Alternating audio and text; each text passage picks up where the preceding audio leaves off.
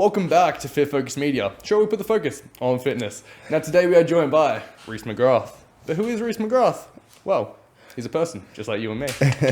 Yeah, I like that one. But Reece, can you do me a little bit of a favour for the people at home who might not be aware and give a bit of an introduction on yourself? My name is Reece, as we said before. I've been in the personal trainer for about 10 years, sort of sifted through Good Life. Now I've just recently transitioned over to Worlds for the first time as a personal training manager, which has been pretty cool. Big boy. Yeah, I've competed in WBFF about four times now. Went through a little bit of a whirlwind there with COVID where we went through about two preps, I think it was, that the shows got canned, which was really good fun. Yeah. That's pretty much it. Yeah. All right. So Reece is a little bit nervous at the moment, so we're going to break that down very quickly. We'll get through to it. We'll get back to the normal Reece that we all know and love. But man, give me a little bit of a rundown. So when it comes to, you've just sort of done the WBFF for 2022. Yeah. What was, just off the bat, how was that experience? Like how was show day? How was prep? How's things been since? Really good. It was the first time I actually ran the Sydney show. I just wanted something to do a little bit different. So I've done Gold Coast 3 times. Nothing against the Gold Coast show or anything like that. Every time was really, really good. I just sort of I felt like this prep was a little bit more personal, to be fair, than like the other ones. So I tried to sort of isolate myself, which sounds really bad, but I tried to isolate myself and really focus on the job at hand and take myself to Sydney. I knew I wasn't going to have as many, external sort of, what's the right word? Like side trackers or anything like that. Yeah, that's fair. Like, I suppose it's always nice, like having, like your friends, your family, the people you love nice and close, but at the same time, it's just a distraction. That's the word I was looking for before. Yeah. So taking away those external distractions, going down to Sydney by myself, it put like my mindset was completely different. It was just sort of like, I'm going down here. I haven't got to worry about anyone. I know that I don't know anyone in the crowd. It's just, I have to do this for me, at the time, especially when I decided to actually take up the prep as well, just at the point in my life as well, where it was a good decision. And like I said, just something different, just honestly a change of scenery. So I felt like I was on repeat a little bit and I just wanted to try something different. And running the Sydney show worked out well. My birthday was week after the show as well. So it was really good to sort of just let loose as well and not have to be worrying about, I can't do X, Y, and Z. Yep. Sort of get it out of the way, have a bit of fun, get up on stage, and then afterwards actually enjoy your birthday, Except it was winter, so being really shredded in winter fucking sucks. I want to say, if I was ever to compete, I don't know why the hell I would want to do that going through winter. It would absolutely suck balls. Yeah, hoodies for days. I mean, that's kind of comfortable. That's kind of nice. But man, you can't come in the summer full Oompa Loompa style. Got to cut back down for festival season. Yeah, that's it. Wildlands. I'm really keen to go check out Wildlands this year. I miss the festival scene. It's been a couple of years since I was like living. That's where it started. That's where it started. Back in 2011, 2012, had the old stereo around back in those days, and once that sort of isolated and everyone started getting relationships, I sort of like, that's what honestly transitioned me into competing, to be fair. Because like, I need something to aim for. I got nothing floating in the wind. And then I think WBFF rolled into Australia in about 2016 or 2015, somewhere around there. And it's like, damn, like these guys, like, so it's never really attracted to IFBB or anything like that because it's all bodybuilders. I don't really like that look. So the WBFF brought like a different, scene with the muscle model and the fitness model and things like that. So really helped out us guys that didn't want to be bodybuilders, but it's more like, the front cover of your magazine sort of look and things like that. So it's more of a attainable goal. And that sort of drafted me in. I linked up with Andrew Pismadelis, I think, all those years ago in the Goldie. And we went through the first prep and sort of just, continue on from there. I did have a bit of a rest just through the injury after my first show. But come back a couple of years later. It was supposed to be the comeback through COVID, and that was an absolute pain in my rear end. But anyway. I mean, so just for, I guess, like a little bit of like a breakdown for me. So doing so many shows at the Gold Coast one and then going to Sydney, what was that actually like the difference between, Gold Coast and Sydney, like the show, I guess, that the WBFF puts on? Very, very similar, to be honest. There wasn't too much of a difference in regards to how they operate things. Like, they still put on, like, I really like the event because you got the Friday night, get to dress up, like, probably just like yourself, like it's really good to actually get out of gym gear sometimes. You feel like you're living in it. So to be able to actually throw some nice clothes on, get around the guys and run the gala and the registration night's really, really cool. And they do a really good job of that. It really gets you amped up for the show as well. So it sort of feels like it's a 2-day event rather than the 1-day event. The show Sydney itself, like once again, everyone's really good. Like they don't let coaches and things like that backstage with WBFF. I think they do with, well, I know with my clients and the ICN and that, I'd go through. But it sort of gets everyone together, and you know, some of my best mates I've met through competing and things like that with WBFF. So that's a really cool aspect of it as well. Bruh, it's kind of crazy actually. Speaking of just that exact topic, like meeting friends through competing. I don't even compete, but I've still actually met some of my best friends now through the bodybuilding federations and that bodybuilding scene. Like, you know, a couple of my best friends now, people that I talk to on like a daily basis almost. People that I met from shooting the season A shows. You know, like either I met them backstage or they ordered a video from us, or I met them at like a group training that we went to with some of the boys afterwards. Like it's been kind of crazy just to see, I guess, like that community aspect sort of come out of it and just meet some fucking awesome people. Yeah, 100%. But what was, I guess, like from doing that show, you know, going into it, coming out of it, like what was the journey like itself? Like going through that prep, going through that diet? Man, to be fair, it was probably... He's breaking my shit. Jesus Christ. Look out. Jesus. Battery. Yeah, to be honest, man, it was probably outside 3 weeks deep. 3 weeks before show. It was probably my easiest prep I've ever done. Nice. But I think that come down to making some changes. I think my mindset was really good. So, like I was fresh. I had a really good off season. I was like mentally prepared to like flog myself for 20 weeks as well. Like I was ready. Whereas last year, coming out of like COVID, so my body was pretty busted up. And I know a lot of the other boys as well would have felt the same way, where it's just sort of like that sense of uncertainty. So you didn't give it 100%. Like I know I didn't, to be fair, like because you don't know, is it show going to get canned? Is it going to go on? And then you felt like, how long did you spend in a deficit for a year and a half when everything was locked down and trying to actually look after yourself and not knowing what's actually going to happen?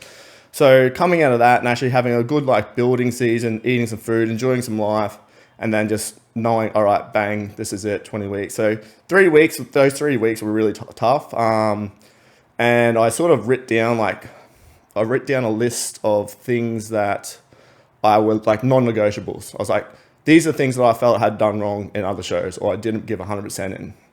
So that actually helped too, because I looked at that every single day. So even if I felt like I didn't want to do it, I sort of look at it and said, no, that's a non-negotiable. I have to do that. And I think that made a really big difference in my... What were those non-negotiables, if you don't mind me asking? Cardio 7 days a week was probably number one.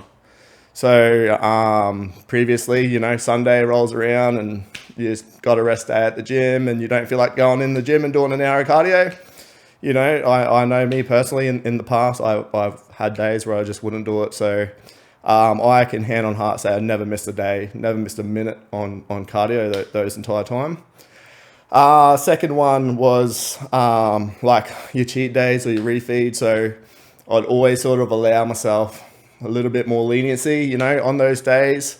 So just making sure that any of the higher days that we did throughout the prep were actually bang on the money. Yep. That was another one. And training intensity too. So actually, one really big thing I learned this prep under Anthony was calorie output versus calorie input. Mm-hmm. So instead of actually under eating yourself and underperforming, actually giving yourself enough nutrition actually to perform in the gym was a major change. And the food was like, it was actually maintainable. So you didn't feel like, oh my God, I'm dying, I'm eating under 2,000 calories all the time. But there's a prolonged time that you might sit at a moderate amount, but you actually can go to the gym and actually have a decent session and push a normal weight. You're not sitting there benching 60 kilos because you feel like death, essentially. And at the end of the day, I feel like that would make like one of the biggest differences, because if you're going to keep allowing yourself to keep training, I guess, at a good intensity, it allows you to keep training fun. Yeah. You know, at the end of the day. And if you're going in and you're killing yourself and you're just not enjoying it because you're so low you're so in such a deficit and you're just running on absolutely nothing, it's going to make you not only hate the process but actually hate the training itself. Yeah. And I feel like that's where possibly a lot of people run into the issue where, you know, I guess it is a very common issue for a lot of people, like after a show where they rebound really hard or they actually fall out of love with training because they've crashed so hard, and it's just a nightmare trying to pull back from there. 100%. So I suppose that there is a very big thing to be said about actually, you know, giving yourself that little bit extra, enjoying the training still, and going in there and just crushing it like fucking crazy. Yeah, 100%. And like, you know, like previously I've been around the block enough to trial and error different forms of dieting methods. So I've done like the super low days to the super high days to the super low days to super high days. So yeah, you get to eat more frequently and things like that. But those low, like, you know, those 3 or 4 low days where your calories are just stupid and then you're hunting for that big day, like it has its place maybe, but I found the moderate spread really, like, my body just sucked it up like there's no tomorrow. So that was a big change. Also, like, another thing I probably learnt through the prep too was like, I've probably, to be fair, always run my protein around 2.5 grams per kilogram of body weight, 2.6, even up to 3 sometimes. My protein did not elevate past 2 grams per kilogram of body weight that entire prep. What that did, it allowed more macro movement for like carbohydrates, which essentially helps keep you fuller. And more, especially around training as well, actually being able to have carbs in your system, so you can again train optimally, so that you can get, you know, like, so your brain can still function when you're trying to do work, when you're trying to train, when you're trying to do all these other things. You know, I know, like, when people are looking to diet down, protein does normally get boosted up a hell of a lot for this, like the society, making you feel full pretty much. But yeah, I guess there is that massive that problem where if you do start to cut into it too much and you're just running on absolutely no carbs or no fats, and you just end up feeling like absolute garbage. Your body has a hard time trying to break it down and process it. You've got no energy, and your mood just goes to absolute shit. Your training goes to shit. And then, you know, we run back into the same issue where it's just like, why the fuck am I doing this? 100%. And like, it was just a will too. So like, I feel like, well, you can see the comparisons to 12 months and what I feel like I did. Like, I'm pretty modest guy, but you can see in the back shots and things like that. I feel like anyone who's probably done that before as well, you got a little bit of a chip on your shoulder. You feel like you got a reputation to uphold. And I come from a top 5 finish previously to falling outside of that last year, and you know, that sort of made me a little bit angry. So I felt like I had a little bit of a point to prove with, you know, I can still bring this condition, or I can still look this way. Like, I'm not finished yet. And even like my bounce back, I haven't been 100% like probably everyone, but you know, my body feels so good. And it's like, I call bodybuilding like red wine. Like, the older I get, the better I feel, the better I look. I learn more. You're just like an absolute sponge compared to one back my first show at 26. I walked out of that show like an absolute busted, don't know what, but like, I had injuries left, right, center. I blew up like a balloon. I lost the love, like you're saying. Whereas this show, I think the 3 days, I would not recommend this at all, but like, I think it was 3 days post comp. I literally walked into the to gym and pushed a PB on 1RM on bench. And I was just like, when I was feeling on top of the world, I felt like unstoppable. I was just like, let's go. And yeah, I pushed 5 kilos heavier than I pushed, you know, at the peak of my bulk last year. I was like, damn. And I'm like, well, I haven't even started my season yet. Like, this will be good. So hopefully in a couple of weeks, things like that, I'll properly like sort of zone in a lot more, because I think I think I've hit 2 personal bests in lists since show, and I haven't, like, sounds bad, but I haven't even really been putting in 100% effort, because I've got a couple of other things I'm trying to take care of at the moment. Outside of training, a lot of people do, they put a lot of things on the back burner, because like, I've got to do this show, and they come out of the show, I'm like, all right, I need to do this, and this, and this, which I've been pushing away. Hey man, it's like you can only put life on the back burner for so long until it eventually has to actually get done. So I need to so I need to finish that stuff before I can sort of put training first again. Like, unfortunately, training doesn't pay the bills, so you've got to look after the financial side of things as well, before, you know, running again. And that's probably been the biggest changes. So with yourself, I know, like, you know, you touched on it for a second, like, I guess what originally got you into, you know, like bodybuilding, competing, all that kind of stuff, you know, like just from the first days, you're like, just wanting like another hobby to go to, something to turn that attention to, something to like sort of work towards. But what is or has been, I guess, the goal for yourself when it comes to competing or bodybuilding? You know, like, is there, I guess, has there been like that end goal, or like, what is the future hold? Where have you come out from? Mate, like obviously, ideally, I've come pretty close to taking it out a couple of times, which is like an inch on the back. Yeah, and I'm not gonna lie, man. It was great to see you up on stage this season round. And you did a fucking amazing job. Yeah. But I know how you must have just and you got 100 people saying congratulations and things like that, and 20 weeks of work and 20 weeks of energy to all the best of the guys that beat me. But it does burn a little bit, and that's a part of the game, I guess. I have to learn to be happy with the improvements I've made in my physique, because once again, like the red wine factor, if I look at my physique, from my very first show to how I look now, it's arms and lengths above of what I've actually done, and every year that goes on, I'm improving. But yeah, it does burn. So like end game, look, mate. Hopefully it happens. Like my biggest fear is looking back in 10 years of time and think, oh, I come so close, but I never actually got it. So like, cause this year was a third placer. Yes. Yeah. Hey man, but see the thing is, like, we look at that, and you literally just said before, that you got off the top 5, and then you drop back from it, and that had hurt, being like dropping back from that placing, and you wanted to come back, and you wanted to go better, and you wanted to prove you could still do it, and you did. You came back. You not only got a top 5 placing, but you took out a top 3 placing. That's a fucking massive achievement. Yeah. Like that's. And she's like, you got to be happy with what you achieved. You've taken 3, top 5 places out in Australia, and bloody how many years, so many people would be happy with what you've done, all that sort of stuff. But I think it's like, well, I've always been taught aim small, miss small at the same time. So if you're aiming for first and you get third, like it's still a good achievement. And I've just got to learn to embrace that a little bit more and stop being angry at myself. Hey, how's it going? Hope you're enjoying this episode so far. Just wanted to take a second and ask if you could please leave a review on this podcast.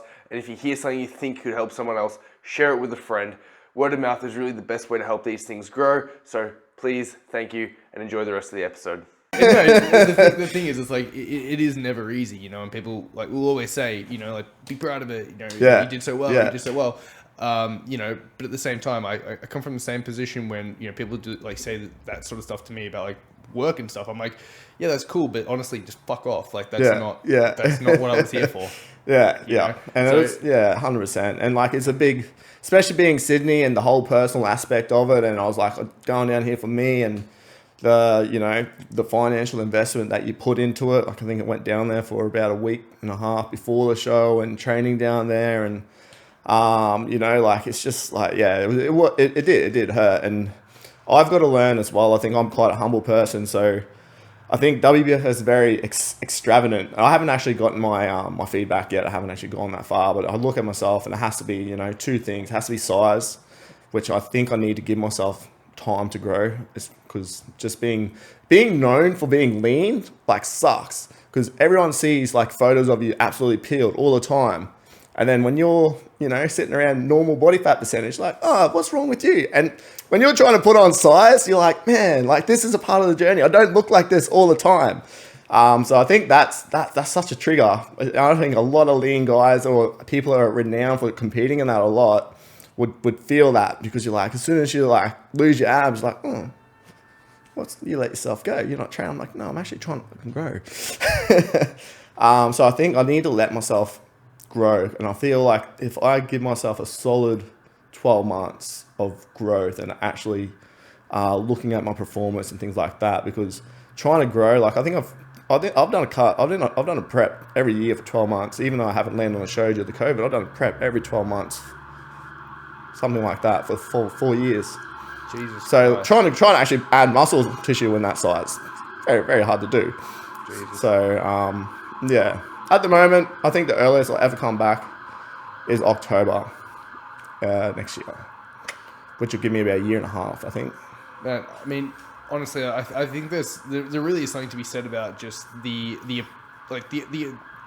way you speak about it, to be honest, because you're correct in saying that I feel like a lot of people would, struggle with that. Like it is a really hard thing to be okay with and to accept, but actually opening yourself up to be like, hey, this is how I feel, this is what's going on. it feels like shit, but I'm going to try and progress, and I'm going to try and develop, and I'm going to, try to adapt and be okay with it. I think just hearing that for a lot of people could be fucking beneficial, because I feel like, it's impossible not to get into that situation. Yeah, and just knowing that 100%. you can relate to someone else. Well, if you look at every photo, look at the photos we took, we look good, but I was also eating severely under maintenance for X amount of time, doing, close to 2 hours of cardio, 7 days a week, training 6 days a week. You can't maintain that, you can't, it's not something that you hold. That condition's not, you're taking yourself to an unhealthy level. And I don't think a lot of people actually realize that. It's not, you don't get to just rip your shirt off and look like that at the beach. That takes a long time and a lot of effort. You feel like you'd know, a lot of people, that they feel like absolute death. You can't concentrate at work. Nothing else around you matters. To look like that, you feel like death. Coming into a surplus, to grow muscle, you have to eat over above maintenance calories. You have to hold water. You have to hold a moon face. You have to, lift heavy weights, and you have to do that for a period of time. So it's a yin and the yang. So, but even that, we're also hard on ourselves as well. So, what we look like in a bulk is probably someone would aim for in a cut at the same time. Hey man, you're still a sexy motherfucker. You're still looking good, my guy. No need to worry about that. But yeah, it's definitely a thing. And I definitely feel that people definitely, it might be a joking comment from a buddy or something like that, but you're like, man, what am I meant to do? Be sub 10% for the rest of my fucking life? Yeah. Is that what I'm known for? But it's probably that you do build that for yourself, which I'm happy with. I get that. It comes with the territory. Yeah. What would you say is, do you have, a favorite part of the process? The mental strength, for sure. I also mean in say a time period, do you really enjoy that bulking phase where you are putting on the strength, you're putting on the numbers is going up in that, or do you do you prefer do you prefer seeing the number go up on the scale and you're feeling fuller and feeling bigger and you're getting stronger, or do you prefer to see it when it is coming down, you're seing the lines come through? What excites you more? That's tough. That's a tough one, because it's different feeling for both sides. So when you're eating the food and you're lifting heavy and the numbers are up on the scale, you feel good. You probably got more of a social life as well. So you're out there seeing your buddies, and you can be a little bit more lax with your diet and things like that. You're not so 100%, but at the same time, I like that. I've not outside competition goals. I've still got performance goals that I want to hit. I've got bench press goals. I got deadlift goals. I got squat goals. So in the off season, I actually get to work for that, and that was half the reason why I actually walked back into the gym to see where my bench was. Because my bench was so low, being in such a deficit, to be okay, well, let's see what my bench is like after 4 or 5 days of eating whatever I want. And I was boom. I'm well, I was doing this before I started prep, so that puts me at a good starting point, essentially. So I do enjoy that side of thing, but this is an old age I was saying, I guess, nothing tastes as good as being shredded, whatever. So except for anything that you eat when you're shredded. Yeah. Look, it's good. I definitely love the feeling, and I think anyone who didn't enjoy the feeling of being lean, they probably do one show and they call it a day. There's a lot of people out there that do that. I think your repeat offenders or people that stick out the sport, they enjoy that process. They're and I think slightly psychopathic motherfuckers. Yeah, we're a bit screw loose to the end. No, that's awesome, man. So with yourself, did it come did the coaching come before the bodybuilding, or did the bodybuilding come before the coaching? How did you get into that line as knowing that's what you want to do as a career, or that's what you wanted to do with yourself? Man, well, I was a very, very young pup when I started my PT job. So I was 17 when I first walked into a big subcontracting role, not knowing what I was doing. And if you talk to my mum and dad when I was that age to do that, they were like, what are you doing? Go to an apprenticeship. Obviously money's not that great then. And so I sort of did my Cert 4 course and thought I just walked into a salary job. At the time I didn't realize what was actually involved and how much you're running a business as a coach. So as a 17-year-old, I didn't know that. And I walked in, there's all these older guys that, you know, were bigger than me. And like, I still had a love for obviously for the sport beforehand, because I wouldn't have done wouldn't have become a PT if I didn't. Yeah, so I sort of like, I need to be as good as these guys to essentially make my business good. Like I have to be like these guys to succeed. So it's sort of come from that, I think. But at the same time, being young, dumb and broke, old Khaled, you know, 17, 18, 19, 20, I didn't have my head screwed on. Like I was out, just turned 18. I actually moved from a small town in North Queensland down to Brisbane, fucking living my best life. So it wasn't until about 21, 22 where I started actually screwing my head on a little bit, I think. Even 23, like, and that's what I tell all the PTs coming through now. Like, it's not, you don't just get to walk into PT, start a business and be top dog in 3 months. It doesn't happen. Like, I'm honestly only reaping the rewards of all of that, like, struggle and shit that I went through probably in the last 5 years. It took me 10, 12 years to build what I've built. Do you know what I mean? And I'm only, like, I look back and I embrace and I soak it up a little bit now, but I'm still willing to learn. I still learn, like, I'm learning, like I learned something new today from my buddy that I trained with, you know, that I didn't know myself before. I trained with another mate that's a PT and he taught me something new. Like I'm always like a sponge, never closing off. But yeah, I think my passion for knowledge, which I think a lot of people will probably portray that, like I'm a little bit of an info book when it comes to training and everything. So my passion for knowledge used to sit up on my computer and just like research. And then I felt like I had to look the part to get clients. Like I felt like if I don't look jacked, no one's going to sign up for me. Yep. And I think that sort of went through. And like I said, we went through the years with the partying and the festivals and things like that. And once that sort of dialed away, and I always knew of WBFF before it come to Australia. And I was like, you know what, the amount of stuff that I tried myself, I could never get fully peeled. I just didn't know. You'd see everyone, I'm like, how do I get this? And inevitably I hired a coach for the first time, ample amount of information through them. And I probably learned, I tell all of the new PTs, you learn more getting coached by someone than what you will out of a textbook. Yeah. And I really lapped that up. And I lapped up and I actually realized I walked the walk then. I was like, okay, well, this is what it takes to get peeled. And actually doing it. And it hurt a lot. And anyone who's ever done their first prep, hurts a lot. Yeah. Gets easier as you go on. Do you mind if we actually touch a little bit more on that, actually, like, it's like the beginnings of it and sort of like where you started? Yeah. I think that'd be just a really useful thing for, I guess, you know, you say newer PTs or people who are getting into it, because you're right in the sense that getting into it as a 17-year-old, you really don't know what the fuck you're getting yourself into. 100%. Because I was doing a similar path, like going through school where, you know, I hated school, did not do well. I was failing everything. I was skipping school to go to the gym. Yeah. You know, but physical education and human development was always the subject that I just did really well in without even studying, because I spent 99% of my time watching videos on YouTube and looking things up on forums and just sort of like diving into it 24/7. Very similar. And, you know, I'd be at the back of a math class just, you know, reading bodybuilding.com forums and shit like that. Yeah. You know, and I was going down the route of, again, sort of like leaving school to go and do Cert 3-4 when I was, 17. 17. Yeah. It was like 16, 17.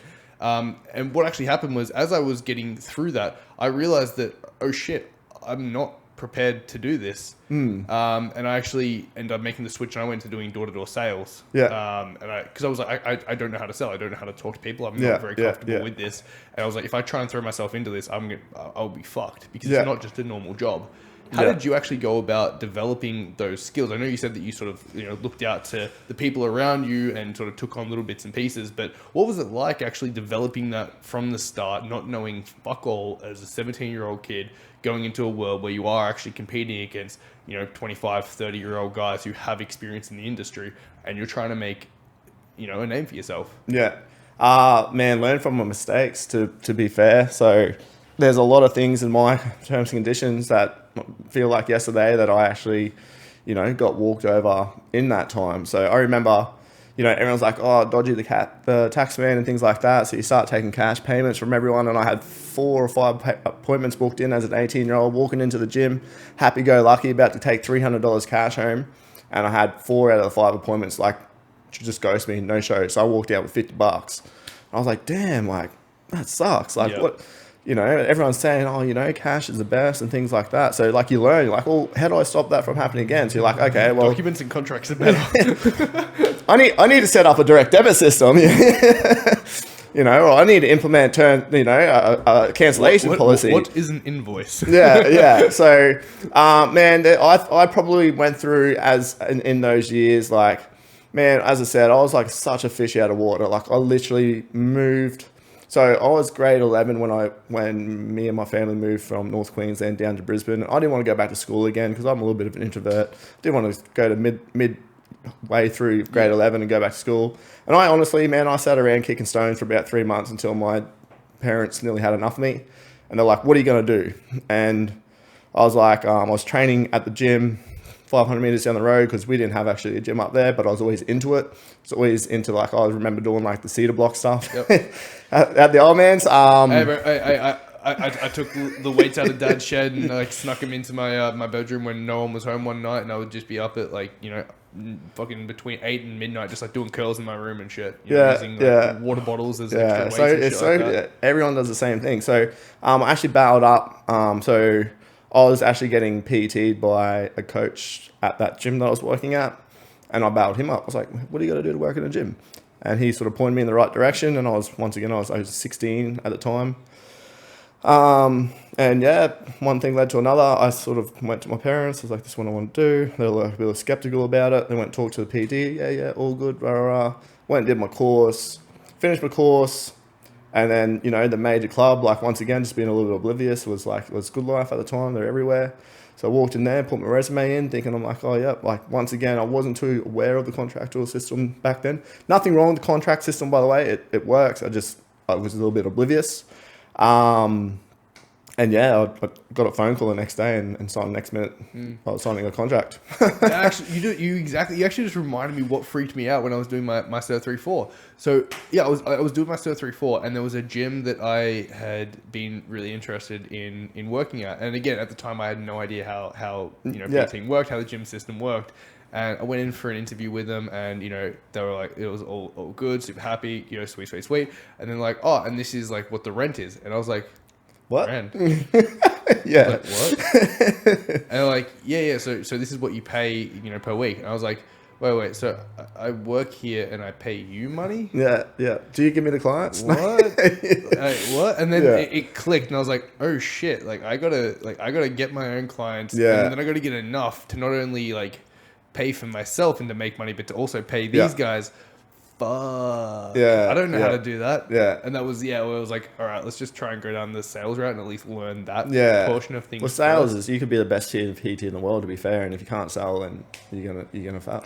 Yeah, and at the same time, though, sales really gets, I guess, a weird rap where it's like, you know, people think it's this like unattainable skill, or it's like this crazy thing, when really all it is actually just listening to what someone says 100%. and being like, okay, well, let's fix that. Yeah.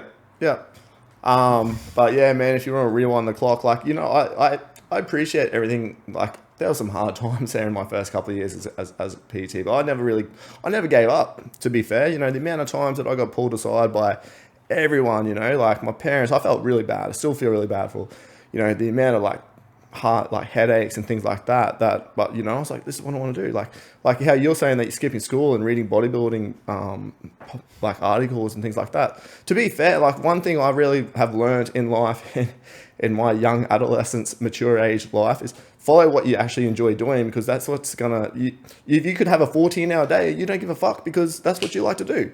And you're like, oh man, how do you work so much? You're in the gym at 5 a.m. in the morning and you're going home at 7 o'clock at night. Like, well, I fucking like it. Yeah. I prefer to be doing this than be on a shovel, digging a fucking hole. Yeah, legitimately. So it doesn't, like, you know, you're always going to give more effort to something that you actually enjoy, and you'll go through more. Like, no matter what career you choose, you're always going to have ups and downs. But if you actually love that career, then you're actually it's going to make you persevere through those downs. And I think, like, I've been taught new trainers, oh man, like 5 years now, I think it is, something like that. And I feel like I really relay, once again, this is something that's benefited me going through that being so young and learning those mistakes and everything like that. It's actually allowed me to become or walk into the management role with the new trainers at such a young age. I'm actually able to bounce off of these guys a lot more because we're similar age brackets. We're more close, and I've actually got a passion because I've learned. I know what it feels like to be in those shoes. It's so close to me, and I've actually had to go through that myself because at the time when I become PT, there was no role like that I do at the clubs now. There was no role of, oh, here's a person who's been a PT for this long and it's going to help guide you to actually get you to where you want to get to. Yeah. I didn't get that. Well, man, that's actually what I was going to say, was because I had no idea you'd actually been a PT for that long. So hearing that, I was like, damn, that would be fucking awesome to have as a PT manager, because you've gone through the entire process. And not only have you gone through the whole process from like that age, but you've also gone through the process of being a PT when things like social media didn't exist, and then seeing them come in and seeing how they've evolved as well. So you've been around for the entire journey of that. If you don't mind me asking, how has things changed in that landscape? Mate, I honestly don't think it's changed much, because what people really need to understand is most of your big box gyms are walking around about 3,000 plus members, right? Most clubs will have between 10 to 20 at the very most PTs working at the same time. If you divide that up to trainers walking around, or even so, you're walking around with 3,000 followers that are walking in your doorstep every day. Like, that's your bread and butter. So I don't infatuate too much on the online. Like, yes, I do it, but I much prefer a face-to-face basis. And still to this day, man, a lot of my work comes from face-to-face, or like, you know, knowing the members at the club. I was going to say, so does that, like, I guess, like, would your recommendation be for, like, say, a lot of people, I guess, like, you know, majority of, say, trainers who are working in, like, say, a physical gym at the moment, is it just, you know, is it like in-house, outbound, pretty much? Yeah, like focus on the people, and having a chat, getting to know people, making sure people see your face around, they know that personality, and just being yourself, really. The first thing that a new trainer thinks of is like, oh, I need to go get my logo done, or I need to go make an Instagram page, and I need to go do this. Like, all these other things that you're paying rent to have access to these people. You know, like, do something about that.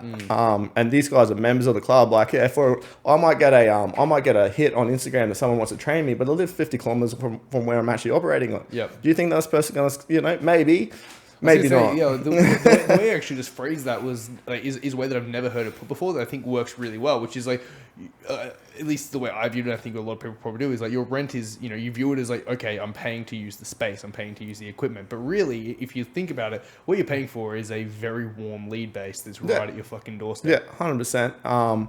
And, you know, if you learn, which is what I spend a lot of time with my guys, is if you learn to execute that order of process, because all clubs are like, once again, like, my role is to have an order of process from a new member to sit in front of a PT to the sales point. If you can actually execute that, then, you know, Bob's your uncle. That's where your money is, sort of thing. So, yeah, man, like, I've got nothing against social media, like, but I do not push it. I do not try to grow it. I don't try and do anything with it. Like, what my social media is me. And like, yeah, if a client, you know, is doing good, I'll post up. And yeah, if I got a mate who's living on the Goldie that needs coaching or bails me up, like, yeah, I'll coach them and things like that. But, and, you know, not sexist or anything like that. I think the females really replicate the social media a lot better than what males do. Don't know why. I mean, to be honest, I feel like I honestly feel like females genuinely have a better, like, grasp on it. Yeah, we need more female PTs, man. It's like, when it comes to like the social media side of things, I think they actually just do a better job at actually making the content a lot of the times. Like, they're better at doing the captions, they're better at actually being consistent on it and putting the attention that it needs into it. Yeah. I mean, shit, even like looking at our Instagram, like, you know, I'll still make content for it where it's needed, and like, I'll shoot the main stuff itself. But Kimmy runs that because she's good at it. It's what she loves. It's what they like to do. Exactly. It's like, she loves to spend time making content for Instagram. It's what she enjoys. I can't think of anything I'd rather do. Yeah. Well, females, I think, have a part of their brain or something is like a lot more artistic than the male brain, something like that. So I reckon it probably has something to do with that. But yeah, man, I feel like the online presence, if I was to say something's changed, I feel like the competition of, you know, your member buying Joe Blogg's program for $9.95 has had an effect. Whereas if you wind back the clock to before social media was a thing, the only person that someone would actually think about going to see as a coach would be someone that's at the actual gym. Yep. But if you know your value at the same time, I've done this, swear to God, like, I've seen someone training on like a cookie cutter program, and I've just, you know, tickets on my product and be like, oh yeah, that's like very personalized to what you're trying to do. Or, you know, if you're once again, like if you're smart enough, if you put enough investment into your knowledge, you can go out on the gym floor and pull someone apart straight away. Yeah, because at the end of the day, it's like if someone is using a very cookie cutter or a generic program, well, okay, they've just given you a very, very, very clear thing that you can attack and pick apart and pull apart and show why it's wrong or show why, you know, things could be better. Yeah. It actually gives you a tool to explain what they're doing now and how that could be better. Yeah, 100%. I think another thing that I've done in my career as well is really funny one. Like so after I received my first top 5 show, I sort of, I wouldn't say blew up, but I definitely got a lot more attention, sort of similar to a thing that's probably happened with this show as well. So you do gain a little bit of attention, a little bit of traction and things like that. Like I actually got a feature in like Men's Health and things like that after that comp, which was like, yeah, it was like really cool. I'm like, damn, like I made it like 26 in a magazine. Like, but from there, I was like, you know what? Like, I think that after that show, I sort of actually ticked. I'm like, you know what? I am worth something. Like, I've actually feel like I've got some form of value. And from there, I actually started not like jumping coach to coach to coach, but I sort of started looking at people who I seen value in, and their product was more expensive than mine. So I'd invest in them and say, okay, well, why are you charging this much and I'm only charging this much? What are you doing different than what I'm doing? Yeah. What do you know that I don't know that's allowing you to charge more than I am? Yep. And then what that did from then is there's probably 3 guys I actually respect and look up to and still do to this day, and gone, you know, like you're good. You're good at your job. So let me buy into your product and see what it's like, because I've got a similar product and it's not selling for the same ticket value that you are.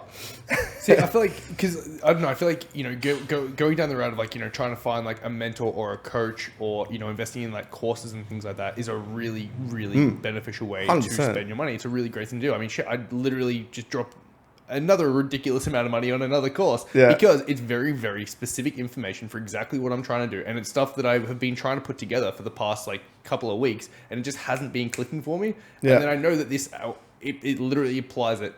Yeah, and I'll just it applies it to what I want it to. So I'm like, all right, we'll pay the money, we'll get into that, just so it helps circumvent that. When you're looking at like a coach, a personal trainer who's going on the route for a coach, at least you get like you get like the double factor there, because you get to learn from them, you get direct communication with them, plus you actually get to physically feel it and you know what it's like to have that happen to yourself. You get a double up effect on that. Yeah, 100%. Here it's like you just like, you know, I pay to watch some videos and like, oh, okay, that makes sense, and then still trying to apply. At least in the case of a PT getting a coach, they get to physically go through that journey and know what it's like. I think like that's another like probably thing that I've really honestly gained is, when you have a client come to you and they want to like get, you know, summer lean or whatever it might be, or drop that weight, when you walk the walk, you feel every emotional trigger that person's about to feel. Yeah. Now, no against, like I hate, like I specialize in body composition, like with most of my guys, but if you have a Cert 4, like I hate talking bad about people. If you go out and you get your Cert 4, but you actually haven't, you know, done a severe cut yourself, or you haven't been coached by someone, or you haven't done what you're about to implement with someone else, I don't feel like that gives you the right to actually, because you don't know what this person's about to feel, or you haven't walked that walk yourself. You're not a journeyman, if that sort of makes sense. You know, like I feel like I'm a pretty blooded journeyman. Like I'm going to ask my client, you know, I know you're feeling like this right now, or, you know, I know like you're going to feel like this, or you're going to see your weights drop. You're not actually going to increase strength when you're trying to drop body fat. Doesn't happen. Doesn't work. You know, or you learn how to kill cravings. You learn all these things and you learn how to overcome them. So when you're talking to a client, you're like, well, look, you sort of like sit there and hold their hand essentially to go through it. Whereas if I'm, you know, your average PT who's never felt that before, and I've got a client trying to achieve the same thing, like how can I relay back to this person? There's no, that kills it. But once again, I feel like that's what puts my product up here compared to another person's down here at the same time. And you know, like I value, like I'll hand on heart walk into any club in Brisbane or in Australia and say I can help any one of those people, or my product would hand on heart help any person in this gym, and I'll hold my confidence in that, hands down, any day of the week. And that's what I try and implement in my guys as well. You need to be able to say that your product will help any person in this gym, and you need to walk around and with your chest out and say, yeah. Because if someone rejects you, you got to walk away and say, that's your loss, not mine. Yeah. So yeah. I'm kind of curious. So, like from your point of view, whether it's how things are now, but even like the evolution behind the business side of things, because I know I have a massive just personal interest in that side of stuff. Like, what is that operation look like for you? Like when it comes to sort of taking on new clients, like doing like an onboarding process, like doing like client uptake, like client upkeep, and like making sure people are actually enjoying it, having a good service. Like, what does that look like for you? Like, I guess how much value do you put into that? What are some little things that you do to help with that? So I think that's another thing that you could probably wind back the clock on. So a lot of people, back in the day when I first started, people would pay for your time on the gym floor. I think that's where the money was perceived. Maybe that was my thought. Maybe I'm wrong. I don't know. I was only a young fella, but that's how I felt. My money was perceived was, it's a half an hour session on the floor, and that's what you're paying for. And I don't really talk to you until you come back for that next half an hour session. I think over time, you've learned to become a coach on all aspects of what is required for that person to go from point A to point B. So if this person's saying, I want to get to point B, and they're sitting at point A, well, what do you believe in that this person needs to them to get to that point, if that makes sense? Mm-hmm. So for me, it's like, well, programming, that's something I need to look after for this person. Cardio protocol, I need to look after that for persons. Assessment, I need to look after some form of assessment for this person. Supplements, I need to look after some form of supplement protocol for this person. Nutrition. So if I actually expand my knowledge in these things and make my product as best as it very can into whatever I believe that person needs from point A to point B, that's my value. It's not half an hour on the floor. Does that make sense? It does, but it brings up another question for me immediately. How the fuck do you manage your time? And how do you manage... 24-hour diary. It's like, how do you manage your time, and how do you manage your clients? Keeping on top of... Okay, well, Sally's got this today and she needs this tomorrow, or, James has this. Like, how do you actually keep track of that and make sure that you're doing that at its best capacity possible? Do you use an app or a calendar system? Or how do you go about that? So I got an app that has a calendar spread out, so I can actually set up the person's calendar and say do you mind sharing that app? It's Trainerized. It's pretty common app. Yeah, a lot of people use it. So from there, you can essentially set up your clients' month. So let's say we're assessing on a month-to-month basis for we can actually implement that month, and then we can say, okay, well, last session of that 4 weeks, that's when we actually come back and do your assessment and make those adjustments. Generally speaking, if someone's seeing me face to face, I'll make the adjustments during the session, so that way it keeps me accountable. It also gives me time to sit down and just sort of have a chat to my client, see how they're going emotionally, and if there's anything they want to change or anything that they're not liking, etc., if that sort of makes sense. So that way I can keep that track on that. All of my online clients actually block out my Friday, so I don't do anything. Do you have just a massive admin day where you Friday. So Friday, same thing. So most people are gonna adapt a new program or a new change or anything like that start of the week. So by doing that on Friday, I'm allowing to pretty much set everyone up for their coming week rather than making a change on a Wednesday. It just doesn't make sense. So that's how I'll do that sense. I've also got a Google document check-in form that I have, once again, beautiful of technology. It sends out automatically fortnightly via email. So they'll get that and they'll fill that out. And that, once again, Friday, I get to read through those and sort of go through, okay, cool, Joe Bloggs is feeling this. This person's consistency hasn't been that great. They need to work on this. And it's just a self-reflection. I'm pretty big on self-assessment. So I always write myself a list of what I need to do each week. And if I don't achieve that by Friday, I essentially feel like I failed the week. So it makes you work harder the following week. And that's sort of how I actually operate. I operated like that for a long time. And that's something I implement into, the guys that work under me as well, is you need to pass or fail your week. Is what I tell them. I'm you need to feel like shit if you failed your week. Because if you don't feel like shit, you're not going to be better, which is true.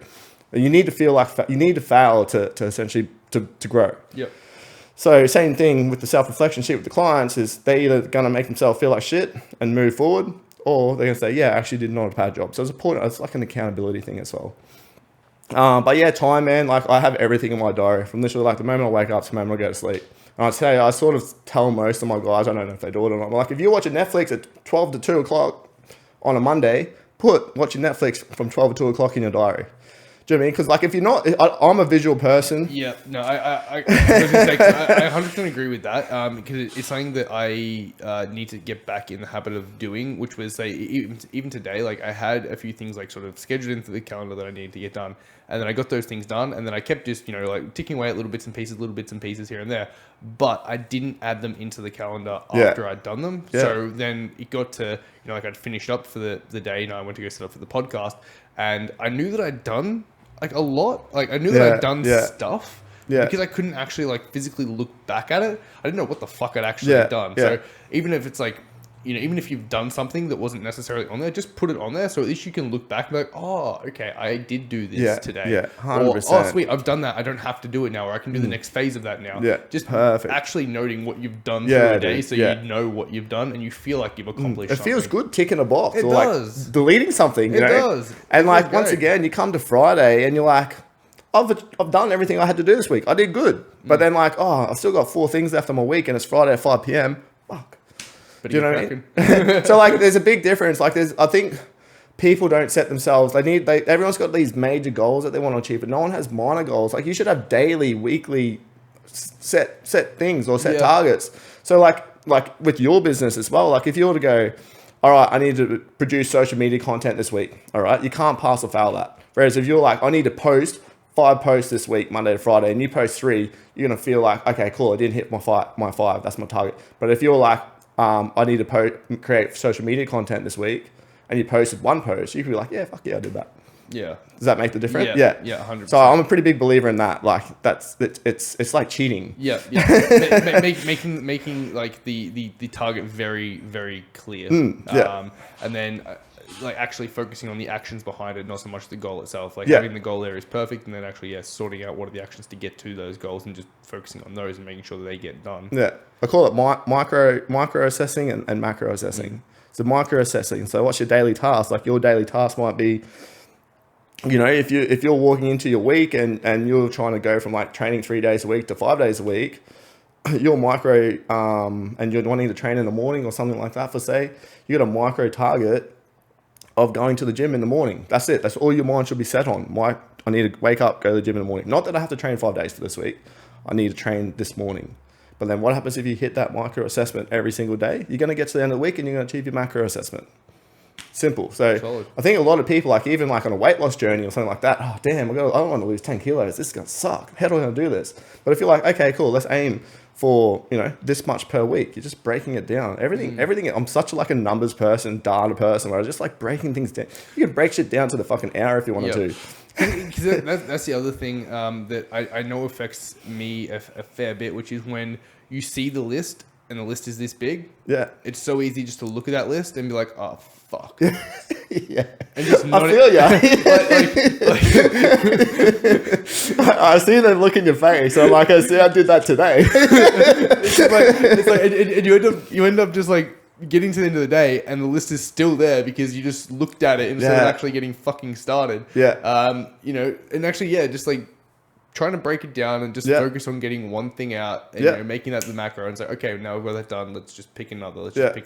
And it's hard. Yeah. It's 100%. Like, I'm not going to sit here and say that I fucking do it because I don't. Like, I have to keep myself accountable on that all the fucking time because it happens. It's a daunting thing to see that you have a shitload to do and it sucks when you don't have the motivation to do it, or when you don't do it and then you feel like crap because of it. But at the same time, you can't shy away from that and act like you're not doing it. You just got to be aware of it so 100%. Then you can try to, and it's like better. You just got to tackle that thing too. Like, if there's something that you're just sort of avoiding, like, it's so much easier just be like, oh, just go do it legitimately. like and as soon as you do it feels so much better. That was easy. And like, I always love I can't remember like what it was ever from, but like, one of those like really, like those like popular sayings that always happens where it's like, if it's under like a 2-minute job, just do it or something like that. Yeah. Like it's like, if it only takes like a split second to do it, just do it. Yeah. Don't add that to the list, because all it's going to do, that you start adding like 2-minute jobs to the list, that list is going to get very big very quickly. You just tick it off as soon as it comes up and get it out of the way. Oh, 100%. You're good. Yeah. Dude, so true. I don't know. It might be, I guess, like a slightly unorthodox way of working, but what I've found like lately is just, if I do have that list, it's not so much, unless there's like strict deadlines on certain things, it's not so much, let's do this, then let's do this, and let's do this, and let's do this. It's, okay, which one is priority. Well, no, so if there is a priority that needs to get done, then sure. But otherwise, it's okay. Which one of these do I feel like doing now? Yeah, that's true. Yep. You know, it's like if I have this list, you know, it's like if I have to write up some proposals or scripting, but I don't really feel like writing right now, but I can see there's photo edits on there. Yeah. And I feel more like, hey, let's just, you know, chill, listen to some music and do some edits. 100%, And then I get, you know, you get like, say, 20, 30 minutes into doing that. The music's doing good, you're feeling good, and then you're like, fuck, I feel like writing. And like you just start like bouncing between a couple things and not being so strict on I must do this now, I must do this now. I feel like I don't know if you feel the same, but like I find like I'm a lot more productive in certain hours of the day as well. Like I will sit down and do shit more or be more productive in like a quiet time of the day. So like first thing in the morning when I wake up and I'm having breakfast, I could sit down and I'd get more shit done in an hour and first thing in the morning at 5 a.m. or 4 a.m. Yeah, I was then I will fucking rest of the day. When I'm in those like, when I'm doing in those like blocks where I'm actually like consistently getting up at 4 a.m. Yeah. Fuck me, life is better. and like it doesn't have to be the early morning. Some people stay up late, but like me, I'm a zonk. I'm out by 9 o'clock. Yeah, I'm done. For me, there's something about it's just easier to just get up early, have a coffee, and just like knowing that. Because for me, it's knowing that there's nothing else I could be doing right now. No, and there's no distractions. Once again, like I feel like distractions is the biggest thing in life. Yeah, it's like the sun's down. Either your phone's going off, or you're thinking, "Is my phone going off?" Yeah, 100%. Well, like we talked about this, I literally walked into 16 unread messages. But yeah, like it's such a zen moment. I think that where it's just like peaceful, calm. Oof, all right, I can just jump on my laptop and just smoke it out. And there is something special about like the taste of a coffee at 4 a.m. Yeah, like, that's it, mate. You can't beat it. It just tastes extra fucking good. I've only been tasting it, mate, for about 3 weeks. So I'm enjoying it. Only 3 weeks? Hey, no, from the show, no coffee. No, I don't drink black. I gotta have milk. So you fully removed. Like you had to cut calories to the point where you had to like remove like milk from your like coffee and stuff. Yeah, well, I honestly, mate, I'm following what Anthony said. So he's got no caramel latte. Written at breakfast time, man. So like, but yeah, like not drastically. Like you can definitely put it in. Like if you wanted to, like probably not the best choice because like as your calories go down, also you also want to choose more volumatic foods. Yeah. So yeah, it's like I guess even if you just like every calorie counts. Yeah, even if you might use like say like instant coffee with some sweeteners and you're adding that little topper, that extra 10, 20, 30, 40. You could definitely get like you could definitely drink like a long black with almond milk and a Splendor, but like to be fair, man, I'm going to the servo and getting a Monster. I'd rather. It's like if I have to drink a long black with almond milk and a Splendor, I'm going straight for a Monster instead. Or I'd rather just be smashing down like scoops of bloody like nootropics or some shit like that. Yeah, man, that stuff's really good. I actually that helped me out a lot. I actually had like a bunch of samples of I think it was like the Faction Attention. Attention. I used to use that shit all the time. Man. So I was good. like, this shit's really good. And I hadn't had samples. I'm like, no, don't run out. Really good flavors too. I was using that as like a pre for a while as well because like it wasn't like too over the top. So it didn't like get me jittery and just like mentally it was just like zoned into the fucking session like crazy. I've never felt anything like it. The other like, Faction. Well, see, oddly enough, what I've been running on at the moment is legit subs because they helped us out with the 1,000 follower giveaway, so they sent out a couple tubs, so I still had them that I was like using. Really dope product, and it is good. Yeah. But because it's got a couple like nootropic ingredients in there, I find it really just like switches me in like without being too heavy on the caffeine. Yeah. So there's a good time, a few times where I'll use it as like an energy drink replacement, and I'll just like sip on it. Yeah, 100%. It's just a nice little spice up. Although I did buy a pack of Monsters the other day, and I'm not gonna lie, they'll never get old. I'm not gonna lie, it was fantastic drinking one of those like sugar-free mango Monsters today while pumping out some really work, new flavor. Oh no, yeah, I know what you're talking about. Yeah, the blue tin, blue teal can. That's the one. Yeah, they are. Pretty dope. So, are you more of a? If we just gotta like pick it, are we a coffee? Are we a pre? Or are we like an energy drink kind of guy? Oh man, that's tough. Hey, like I definitely love to get. I love knocking my socks off before I train. Like something that's gonna absolutely just belt me. What do you train on? Hey, what do you train on? Me, man, the best pre I feel like I've ever had, but it seems to run out very quickly. Like the effects, like your body seems to adapt to the effects really quick. Was that ABE from Yeah, I mean like 400, like 350, 400 milligrams caffeine will do. Man, that, I don't know what. Man, I remember. all like everything. Yeah. Yeah, so I think I had a big heap scoop in it the first time I used that, and I only used it first time probably 6 months ago, and like on the jar, it's like, do not exceed like one scoop. I'm like, yeah, whatever. Like everyone says that. And man, I swear to God, I thought I was pretty close to like going to like the doctors or something like that. Like I was like red, my skin was red, my face felt like it was peeling off, and like my heart was like beating. I'm like, okay, I'm never gonna go more than one scoop again. I love that. I love how this is the description, and yet he still continued to use the product. I just leveled the scoop out, and then like I still got a similar effect, but I didn't feel like my heart was going to Go fall to the out. gym. They said it's healthy. They said I'm just gonna get shredded and give myself heart palpitations, and then my skin fucking peel off. Yeah, gotta die somehow. Like my blow your socks off one at the moment is I have a tub of like kamikaze in there. Yeah, I've heard good things. I've heard good things. I just bought a new harness today. I don't mind that. It's pretty clarity, very like, no tingles or anything like that, but like same thing, like just that focus effect. Nice. But yeah, I do love the itchy face. I don't know what it is. Oh man, there's something about there is something about like beta alanine tingles I do like. But to be fair, if I had to pick one, like I love. It's hard because I love the taste of coffee. Like just like that flavor is fucking amazing. But I'm a sucker for an energy drink. Yeah, there's something about like the carbonation of it and like the cool crazy flavors that you get. They've expanded. They've gone AWOL, haven't they? It used to just be Red Bull and fucking. It was legitimately and Monster. Yeah. You know, and now I think like there's fucking 2 million different brands. Yeah. Well, now you got like G Full and G3. 3D and Bang and all the rest of them. Fun fact, like I probably had an energy drink daily. Like I probably drunk an energy drink every day. And I actually haven't probably had an energy drink now for six weeks. Damn. My body like rejected them. Damn. I don't know what happened. I do not know what's happened, but I bought probably 3 in a row, just like it was normal, just a normal day. I literally religiously drinking them daily. Just like in the morning before I start work sort of thing. And just one day I had like a sip and my body was like, nope, not putting that in I went through a bit of a phase like that as well, man, where just like you'd have one sip and you just feel like absolute shit. Like it would crash you out, you'd feel sick. And I haven't gone back. Yeah. And I don't have a craving to go back either, like, which is, I thought it might come back after the show, but because this was about 3 weeks out, this sort of going down. So then I went like, I had no caffeine except for pre then, because obviously no coffee. Now I had no Monster. I was just like, yeah, this is love and life.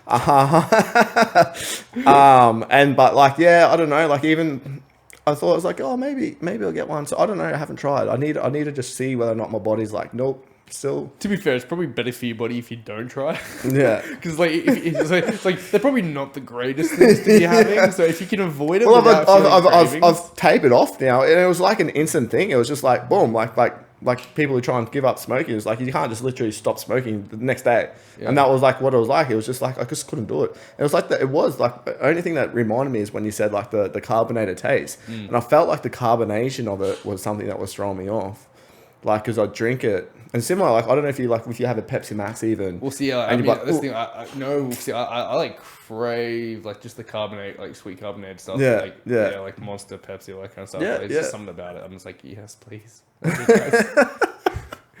I like it. I like pre-workout, but just give me a little bit of carbonation, and I'll be much happier. Yeah. Speaking of cravings, though, how did you go with those post-show?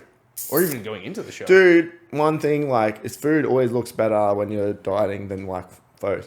Like, I spent so much money on, like, shit. Did you smash into those, like, fucking giant cookies you were telling me about? Yeah, man, like, I did, but, like, bro, I had, like, half of one. I'm like, I'm fucking done. Like, I bought a box of 8. I fucking told you this. You're like, I bought a whole box of them, so many. I'm like, bro, you'll have, like, 2 bites, and you'll be like, yeah, I'm good. Yeah, nah, and, like, it's true. Like, you know, it's strange because your mind just like, oh my God, and it's so close. It's like someone told me, I can't remember who it was, but someone's like, the reason you start feeling like that is because you're like a grade 12er who's about to finish school for the last time. Like you've restricted yourself from not being able. You told yourself no for so long, and then 2 weeks time you get to say yes, and you're like, fuck, I'm gonna buy everything. And I don't know everyone else does, but I was bad. I was really bad this prep. but I was probably the most like leanest I've ever been. So like my signals are probably through the roof more than what they ever been as well. And yeah, man, like it wasn't that did it for me. It's like even to this day, like I fill up on like cereal and like oats. Like I'll sit down and punch like a 200-gram bowl of oats. I'm like, man, this is life. Yeah. Like give me some oats. Giant ass bowl of Pro Oats that's like a banana on it and like some sugar-free syrup. Fucking keep your chocolate to the side. Don't want it anymore. So yeah, like oats and cereal and like just even like bread, like mashed banana and bread with honey. Like I just like, oh, give it to me. So for me, I'm terrible with like banana like using like a banana as like a hot dog in bread and like peanut butter. Oh, that's a good idea. I haven't done that one. Bread, like peanut butter, banana in, and breakfast then, like, tomorrow. Hold it like a hot dog, and then you put like the sugar-free syrup on it. Oh, that's good. I like that. Actually, fucking amazing. Because I used to scoop the peanut butter and put it on the banana and like just eat it. Oh man, no. Sounds like another really good one that I used to always do. I don't know, it's like making weird sweet dessert things. Like you do like egg whites with like some sweetener in it, and then cinnamon. Yeah, like you can do the cinnamon if you want, but like you just like pan fry that up and then get like a wrap and then put like peanut butter or powdered peanut butter in that. Oh, and then you put, really? like, egg whites and then you like put like a banana and then like some syrup. That sounds alright. It's actually it slaps. A little bit of Biscoff. Ooh.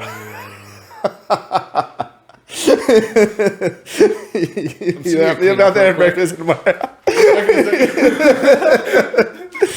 Oh, shit! I like that. I love hearing people's like little health inventions. They're so good. Well, like, I mean, man, I pretty much eat French toast for dinner every night.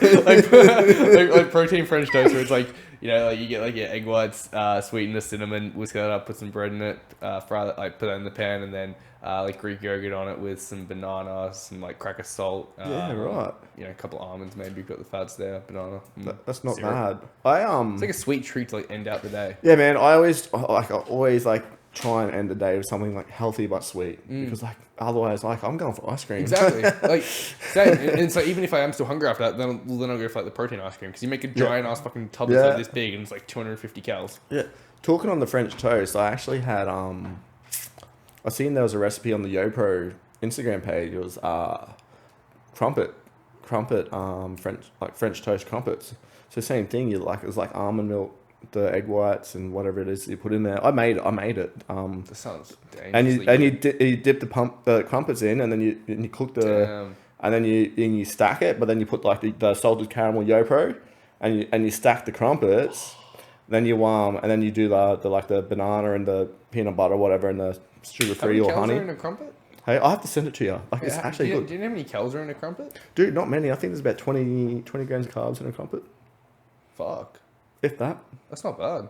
It's very, very similar to a piece of bread. Yeah, people avoid bread like the plague. Bro, I was just saying, bread is not bad. I was just thinking, because I use bread as like my metric scale for everything because I eat like I legit eat like 6 to 10 slices of bread a day. I'm fucking terrible for bread. Maybe it's bad for age. I'm not gonna lie. My primary carb source is just fucking bread. I am bread. Keep your rice at home. I don't want no rice. No, it's because honestly, I've been trying to get a rice cooker for the past like ages, but everyone's been sold out. Oh, really? And I got sick of like cooking my rice in a pot and like feeling like I was doing it wrong. Oh yeah, I would not cook rice in a pot. Yeah, I was doing that for ages, so now it's just been bread and wraps. Yeah. I have sweet potato. It's fun, like. I cut up into little cubes and have with ketchup. Have a bit of mash. Yeah. No, ketchup. It's like little chips.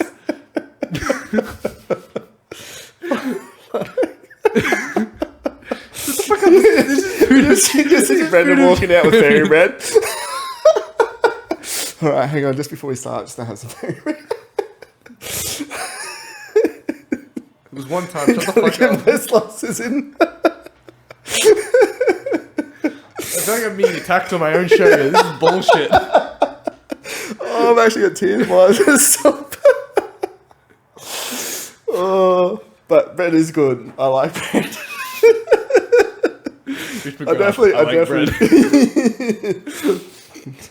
Caption. When you got into training, right? Did you start? Because you can come in. I guess there's like three categories. Can you start? Like, did you come from like being like a bigger guy trying to lose weight? Nah, man. I was a skinny fat kid. So, my first, back before I started with the PT and that, when I was 16, I was 69 kilos, something like that. But just fluffy, like just no definition, no shape. It's like I really felt like I beat around the bush with bodybuilding though, because I tried out that many different sports because I admired, like when I was younger, I admired the physiques that professional athletes had in those sports. Yep. So I'd be like, going for like that Ronaldo physique kind of thing. Yeah. I was like, boxing. I was like, boxers are always shredded. I'm going to fucking go do boxing because I'll be shredded like a boxer when I was like 10, 12. Hey man, I did get boxing. flogged. I did boxing for 5 years. It's a good sport. Yeah, I keep meaning to go back. I just want to cross the road. Like rugby league. Oh, those guys are big. Like, I'll go play rugby league. I'll get big.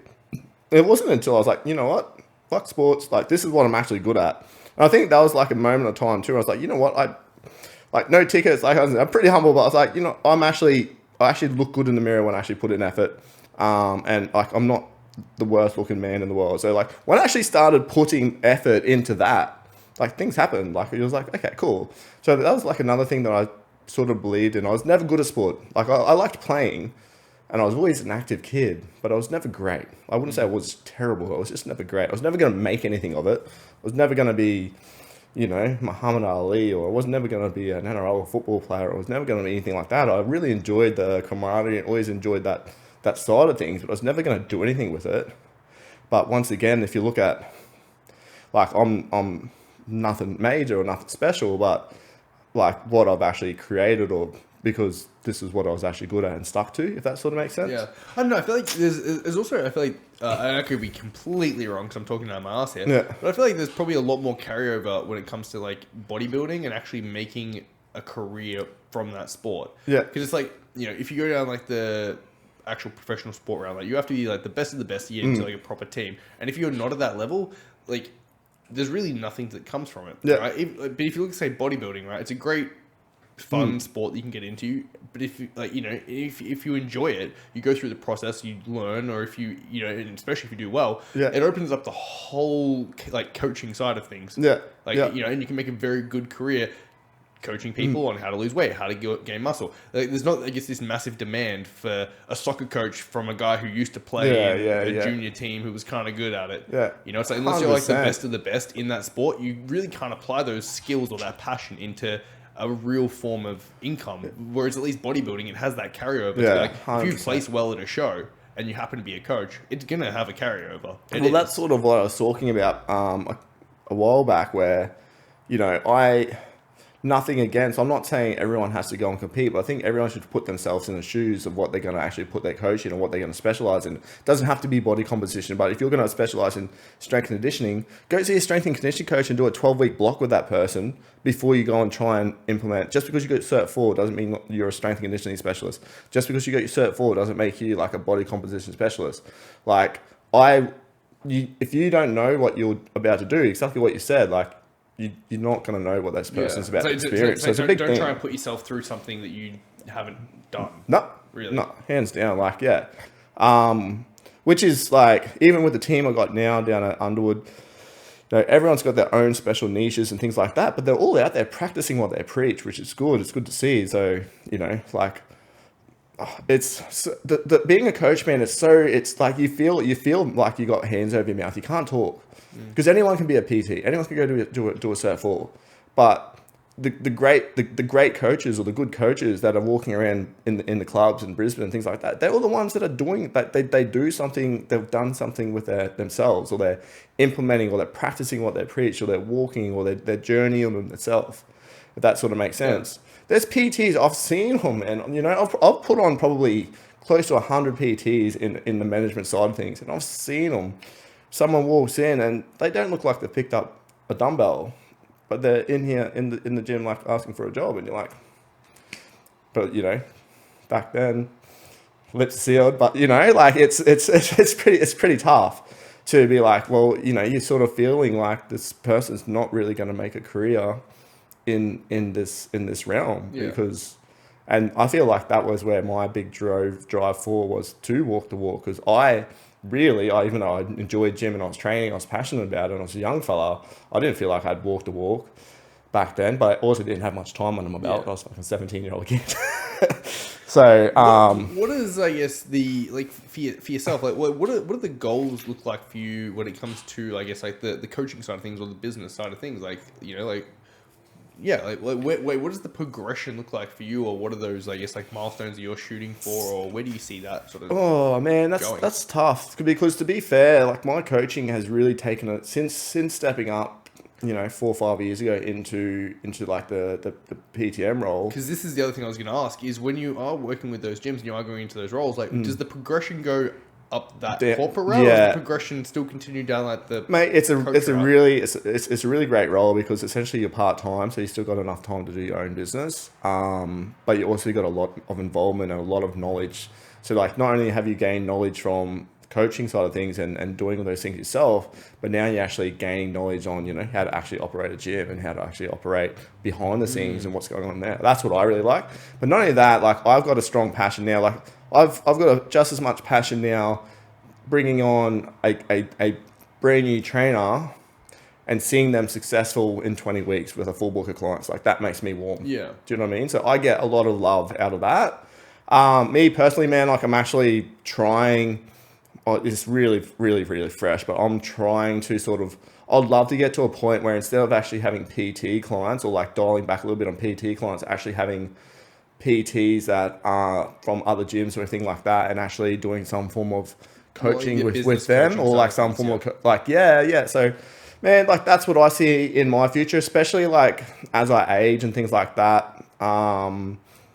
I don't see myself. I see myself doing more of that sort of side of things. I feel like that's a very natural progression though from what you're doing at the moment. Like as a PT like manager. teaching. That's literally what you do. It's literally what you just said. You love doing the most, which is seeing a fresh PT come in and being able to show them the ropes and then see them sort of get their first client and get their second client and get that 20th client. And just sharing that knowledge that I've experienced. You sort of like you feel like granddad half the time sitting down with your PTs and we're like, this is what you don't want to do and this is what you do want to do, and teaching them like different aspects, and like you see their brain lights up and they're taking notes and things like that. Like I really love that. So like to be able to implement some form of product that I can reach out to other coaches who, whether it's Australia or Brisbane or whatever, and take them under my wing, even though they've probably still got PTMs themselves. But like, once again, like the fact that I started my career so long, went through those, those tougher times and come out the other end, like I'm a really young PTM.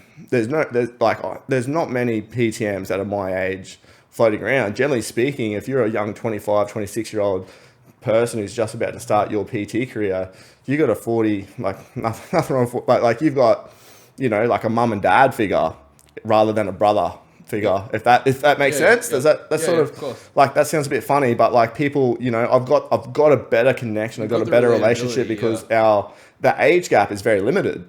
So I feel like people absorb a lot more than what I take than, a more mature person who they'll probably see more of a it feels like you're coming to work with a mate. It feels like you're coming to work with a brother. It feels like you're coming to work and I with feel like that's really actually that's really helped me actually accelerate my success in that role as well because of that. But like and same thing, like people, if you're going through like tough stuff, you need to sort of let people like still do what you want to do, even though if it's shit. Like people want to quit, or even like your parents and things like that, they're always going to want you to quit. As soon as things get hard, quit, go do something else, quit, go do the easy route. Whereas, like once again, I didn't do that and I copped a lot of shit for it back in the day. But now, guess what people are doing, now, you've achieved so much in the industry, you've done this, it's so good that you've done this, and and you're like, well, to be fair, everyone fucking ripped me off 10 years ago. And like, once again, like you'd probably be very similar. Like you just carry shit around with you on your shoulder. And that's something that I've carried around with me. I'm like, how fucking shit it was back then when everyone ripped me off and how I didn't have any clients and I was getting everyone walking over me and I had to walk through all this and everyone's telling me to go, offer me different jobs or go and do this or taking up, secondary jobs while I was a PT because I was trying to keep everything going. And, like I said, like I've only really reap the financial and the like the exposure benefits in the last 6 years. Hey man, it's like no one will see the 10 years until it's the overnight success. Yeah, exactly, man. And like I said, it's always good because like the guys that come under me now, like they don't have to actually experience what I experienced, which is nice to see because it was shit. It wasn't a good time. So, you know, taking these younger fellas under now and being in a position where I'm in now, they're learning from day one. Don't do this. I remember what that did to me. Don't do it. And, you know, but it's hard because you've got to try and let them learn their own mistakes as well, because the amount of paperwork, the amount of spreadsheets, the amount of everything that I've accumulated over the years, they're like, oh, bro, could you email me that? I'm like, dude, like, research it, build it yourself, because you're not going to learn if I just send you an email. And you sound like a little bit of a dick at the time, but you're like, that's how I did it. No one did that to me. No one handed me a silver platter. Yeah. And like I said, when I started, there was no PTM role. I didn't have a PTM for probably 3 or 4 years into my career. Damn. And you had a club manager. That was it. So you touched on a little bit, like, you know, of these, like, the do's and the don'ts. So what would you say is the biggest do and the biggest don't for a PT? Biggest do is 100% like have some form of like contract, like a gym.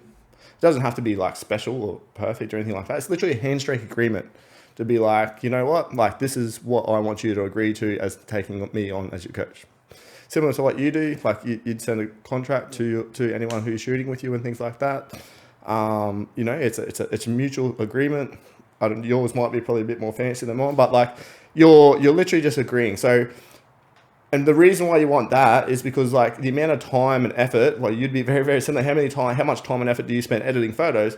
So imagine that, like writing a program for someone, but then the week one of their coaching, they like gap it. So they pay 1 week, and then you're like, cool, and they walk away with a brand new program. Yeah. Like, that's a kick in the guts.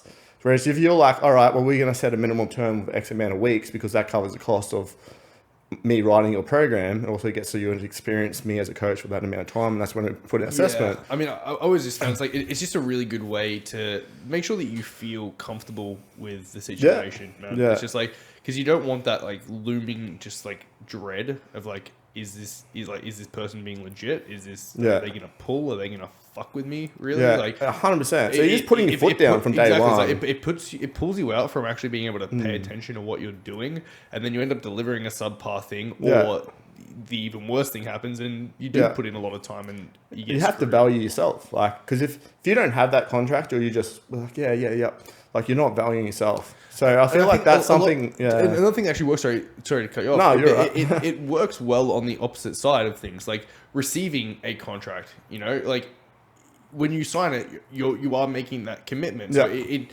validates to a client or to someone who's coming on. Okay, I'm actually doing this. I can't pull out now. I can't just dodge it. 100%. You know, so it actually like increases the value of what you're doing to them, and it increases their emotional buy-in to it now. Yeah. And the likelihood that they'll stick to it, and that they'll do a good job, and that they'll show up, and they'll actually pay attention to what you're saying, because they feel like there is this, you know, this bond. It is. It is so true, because if you look at most serviceable businesses like yourself, like if you put your business in like a PT business outside of what you actually do, it's still a serviceable business. Like, you're servicing your client, if that makes sense. All have contracts. So but PTs, they sort of, you know what I mean? They feel a lot of fresh guys will be like, oh, what do I need that for? Oh, you tell them. Oh, that makes sense. So that's definitely it's very, very simple. I feel like a lot of photographers and like videographers do that as well, where they don't use them, or they don't know much about them.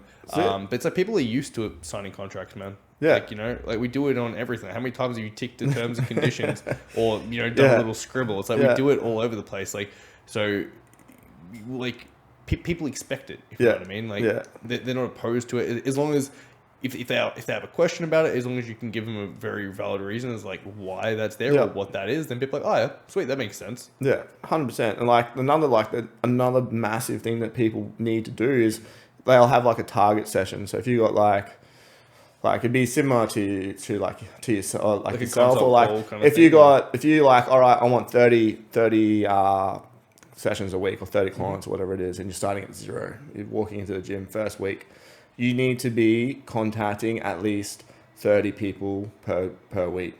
Like, if you had a target to shoot 5 people in the month of September, like, I'm sure you would have a target to outreach 5 people. Yeah, like doing like having a sales funnel there, and like knowing what the numbers should technically be. It's like, well, if you need this many sales, you need this many lead, like this many appointments for this many leads. I do that I do that for myself still to this day. Like, I've obviously got a cap of what I'll work on. So at the moment, I've got like 5 spots in my books. So I'll make sure that I'm booking in 5 people per week until I'm actually at 5. Nice. That's obviously 100% strike rate giving, but it also gives some leeway to Yeah, so that you don't just like completely like you burn yourself out. Exactly. Yeah. Like where you're doing like so many meetings just to try and fill a couple extra spots that really you could probably just like chill. Makes for a you work second in the while it execution comes as in. well. Like if you're like, oh well, if I got 100 out of 100, I'm good here. Yeah, and the biggest, what was the other one? That was the do's, wasn't it? Yeah. The big don'ts, man, is like just like rely on the gym is probably the biggest thing. Like don't sit back on the gym and just like waiting for a handout or like waiting for clients. You definitely got to get out there, learn the members, especially like once again, like walk the walk.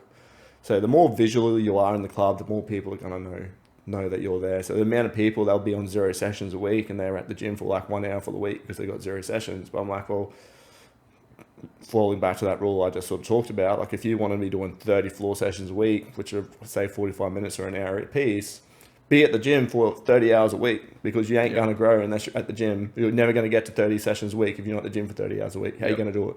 Not going to happen. Physically impossible. So same thing with a new, like, that's the biggest don't sit back at home and watch Netflix and put your business first. Don't go clubbing and shit like that. That's what, like, to be fair, man, once again, small town, big city, PT, nightclub, all game over. Rocking up to work, hungover on Monday, all that sort of stuff. Like I never prioritized the ABN or never, I guess, probably respected the ABN realm until, that young, well, sink or swim. I still remember walking into Queen Street Winter Gardens, where I probably spent majority of my time as a PT. So before then, I jumped from Jindalee to Wong. I think were the 2 clubs I went on before. And I had about a 6-month breather from PT at that time. I absolutely hated life not being in the gym, but I also couldn't go through the financial burden of not having a successful business. I was training at that club at the time because I was working in the city. And, this is what's great about the fitness industry is like Nas, who was the PTM at the time, man, I probably sat with him 3 or 4 times, just nervous as like, am I going to do this whole circle again? Like, am I going to absolutely fall on my feet? Man, and Nas took me under his wing, essentially how I take my guys under my wing. And, man, I think in 6 weeks, bro, I was punching 32 sessions. So I was like, and it was like a sink or swim situation. Like because I knew the backlash that was going to come from, my family and things like that for taking up another contractual PT role. And I was like, I have to make this work. There's no ifs or buts about it. I have to do this because if I fail, I'll probably never be in this industry ever again. Yeah. And man, I've worked like an absolute sieve. And yeah, didn't go partying, didn't do anything. Like I lived in that gym. Like I remember taking naps in that place with the like yoga mats in the assessment room. And yeah, 6 weeks, dude, I was full booked, fully capacitated, and I think I was pushing about six figures of 20 in that short of time. And I never let it go because once you get a taste of that success, you're like, I ain't going backwards. I'm not going backwards. And from then it was just like, okay, how can I get better? How can I get better? How can I get better? And I've chipped away, and then and never believe where I am now. That's dope, man. Is there anything else that you wanted to cover on this? Anything else that you think could be useful for anyone? Any other stories or things that you would like to share? Nah, man. I think we pretty much we've done that pretty well. About that was a good little chat. That was fun. Yeah. Nah, man. It's good. Oh, I want to say a massive thank you for coming on the show. I hope you enjoyed that. Thanks for having me. Before we do sort of close things out, though, this is just a little side note that we have to add in there at the end to say a bit of a thank you to you for coming on the show. Recovery at the end of the day, very important. Surely you'd understand that. You got to prioritize it. And as bodybuilders, we do have a tendency to sometimes let that slip a little bit, and not give it the attention that it needs. We don't stretch as much. We don't take care of ourselves. We sort of train a little bit too hard. We don't sleep as much as we really should. And it is an absolute pleasure of ours to be partnering up with the Body Collective. So what actually happens is for our guests that do come onto the show, the Body Collective, they do actually give you guys a free session to go in, awesome. Get a checkup, get any little kinks that you've got sort of like checked up, knocked out. Fraser and Mon, absolutely amazing people, very heavily involved in the bodybuilding scene, and they're just awesome people to work with. So shoot Definitely those guys a message, get in there, get checked up, have a bit of a feel for it. But outside of that, man, like I say, massive thank you for coming on the show, and give us one of those. Thank you. It's been a good couple of months working with you. Yeah, it's been fun. Well, We hopefully didn't even might do it actually- again next year, we eh? didn't even actually chat about the fact that we did a shoot together. How did you find that, man? Yeah, it was good. It was bit of fun. great. Man, yeah, probably some of my favorite photos. It was a great day. It's good to do it in the club I opened to. That sort of held a little bit of value, sentimental value. So I was happy we actually got to do it there. Because obviously that'll probably be a club that I'm at for long term, being the fact I opened it and I've just made the jump from companies, and it's been great since starting there. So doing the shoot there, that meant a lot. But yeah, man, first time we obviously worked together and linked up and had a great time. I think the shoot went out really good. That's And it was like just, young Lucas, he sort of ran through it really well. Whereas like, you never know when you're actually going to look that good again. So he's massive on getting that great and like, yeah, just capturing that moment. So yeah, man, like it was really good to make that happen. I appreciate you, giving us the trust to go do that. It was a fun shoot. Enjoyed shooting with you, and loved how the shots turned out. I'll definitely be back. Good to hear. Well, thank you very much for watching the episode. If you did find anything in here that you think could be useful for anyone else, do feel free to give it a share to them. At the end of the day, podcasts generally just grow by word of mouth, so it would be much appreciated. If you did enjoy this episode, please feel free to leave a like, leave a comment if you have anything to ask for either our team or for our lovely guest over here. And we are out. Hey, hope you enjoyed this episode. If you did find something useful, please do share it with someone else you think could find it useful as well. If you're over on Spotify, please do leave a review as well. If you're over on YouTube, consider dropping a subscribe, a like, a comment, and all that good stuff. Thanks for watching, and enjoy the rest of your day.